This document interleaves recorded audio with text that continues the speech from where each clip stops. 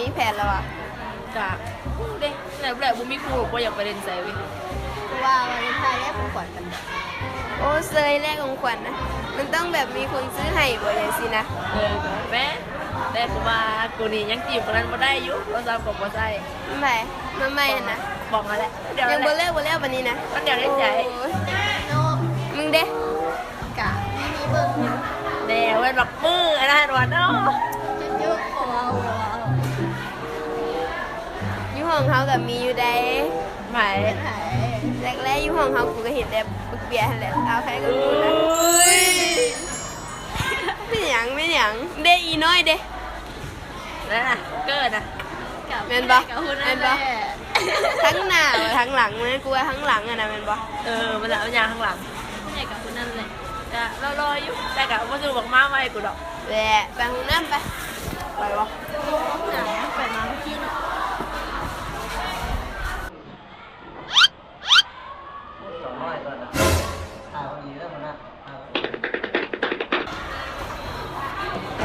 สาวมานั่งอยู่คนเดียวกะนั่งริมนี่แหละโอ้เข้าเบอร์เลยไหมเอาเบอร์ไปแล้วเขาดีเซ่โอ้ยเอามาสิ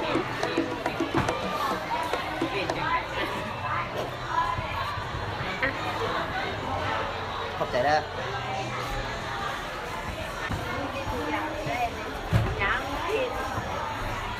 ไปกับแรงกิน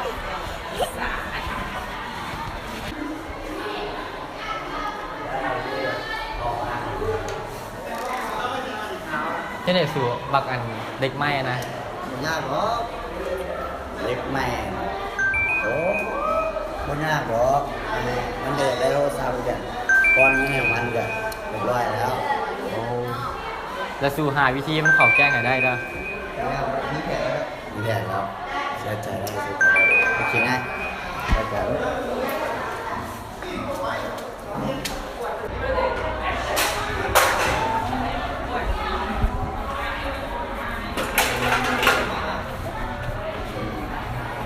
ได้ตัดสินใจแล้วอ่ะได้แล้วตัดสินใจแล้วนี่ได้โทรศัพท์บอกแม่เราออกแอนโอเคตั้งเริ่มงานเมื่อนี้เลยโอเคไปมึงมาต้องพูด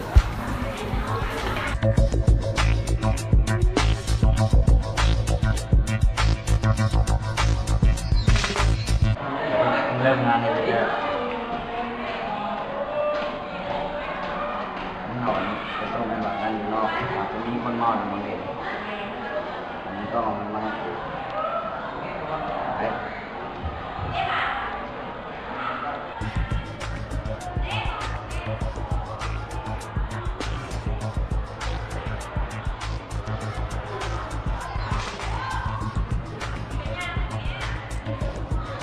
ได้ของ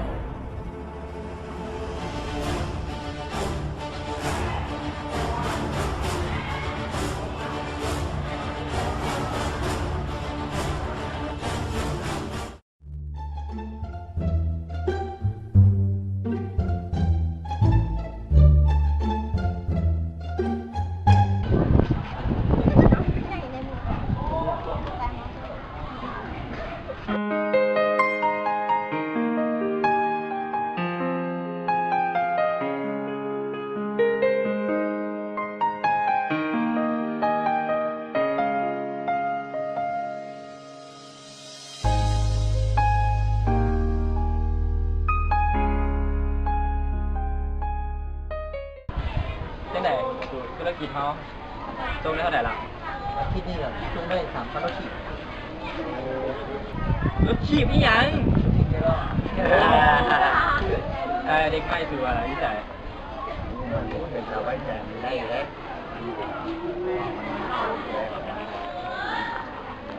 เจ๊ใจได้เจ๊ใจ แล้วมันนี่ใส่อันนี้เฮ้ยไม่ว่านะ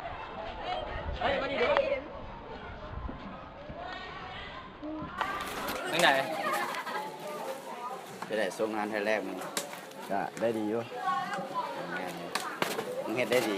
มีของใหม่โอ้ย โอ้หัวได้ได้หัวได้ได้ เดี๋ยวสิ่งที่มึงอยากได้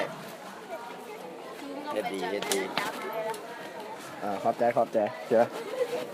แค่นั้นไม่ได้หลายกว่านี้แค่นั้นมึงจะมีของได้หลายกว่านี้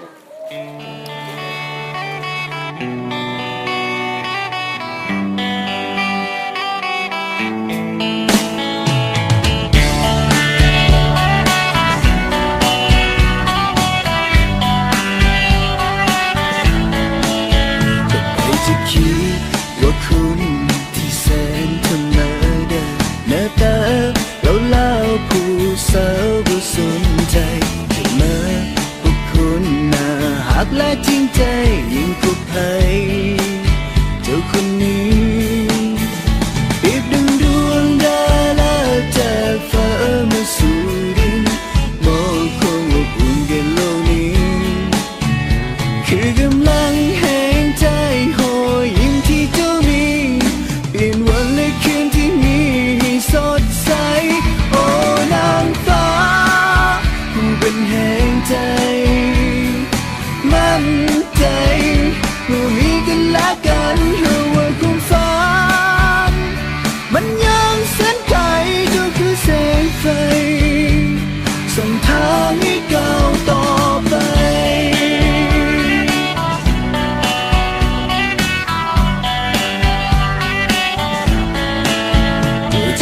คิดว่าสนถึงคนเขาอย่างแบบเป็นเขาจะหาว่าเฮาบ่สมกันสร้างฐานะเพื่อเฮาได้ฮักกันบนความฝันที่สดใสเปรียบดังดวงดาวจากฟ้ามาสู่ดินมองเขาอบอุ่นกันโลกนี้ คือกำลังแห่งใจโหยยิ้มที่เจ้ามีเปลี่ยนวันและคืนที่มีสดใสโอ้นางฟ้าผู้เป็นแห่งใจมั่นใจเมื่อมีกันแล้ว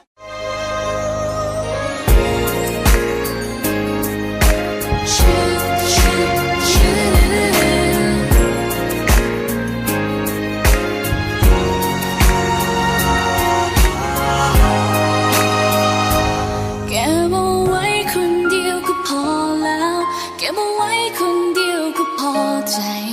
บ่อยากให้เจ้า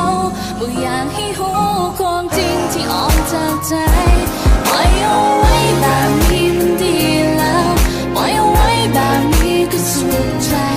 ถ้าหากเปิดเผยไปแล้วเจ้าบ่หามันก็เจ็บกว่าเก็บเอาไว้คนเดียวก็พอแล้วเก็บเอาไว้คนเดียวก็พอใจบ่อยากให้เจ้าบ่อยากให้หูความจริงที่ออกจากใจ